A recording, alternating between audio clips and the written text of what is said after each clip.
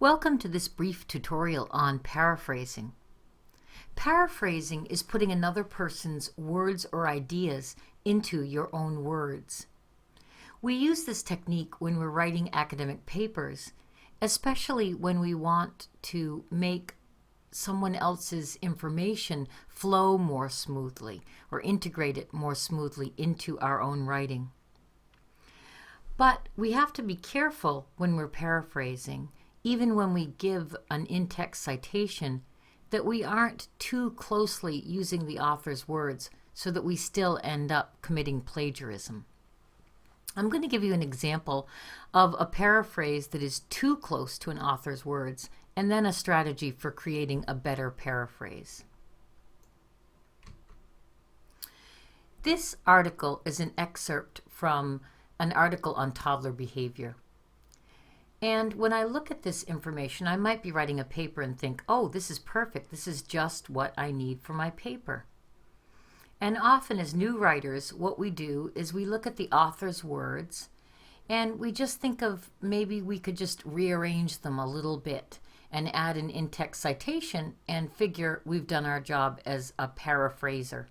So I'm going to grab an example of that. All right, so if we look at this paraphrase, you'll notice that the language is very similar and that the information is in the same order as the author's original. So in the paraphrase, instead of saying researchers at the University of Washington, I've said University of Washington researchers. And instead of saying children as young as 15 months, I've said 15-month-old children. And instead of saying can detect anger when watching other people's interactions, I put can tell if people are angry by watching social interactions. And then these children use that information to behave differently, which is essentially the same thing that the author is saying here. I have added the in-text citation, and that's important, but this paraphrase is still plagiarism because my words are so close to the author's own words. So I'm going to give you a strategy for doing a better job of paraphrasing. I like to start by covering up the information. Now first I'm going to go ahead and read all of this material. I'm not just going to go line by line. When we go line by line, we can also very easily end up just sort of copying the author's ideas. So I've taken a look at all of the material that's included here, and then I like to go ahead and cover it up.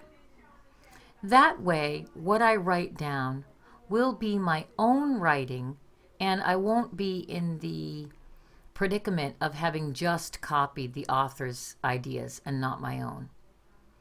So I'm going to go ahead and say, what can I remember about this passage? Well, I remember that even before babies can speak, because they talked about that they can respond to visual and social cues from adults, and that babies will adjust their behavior when they think of adults being angry. So now I've paraphrased, I've put the author's ideas into my own words, and I've added the in-text citation. But here I think that I've done a good job of not copying the author's words so directly.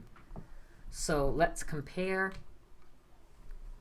And you can see here now, my paraphrase here is much more my own language. And it's sort of, I've consolidated information from a couple of paragraphs. So this is an example of paraphrasing that doesn't border on plagiarism. And you'll want to try my technique, which is, again, cover up the original passage and then write the ideas down.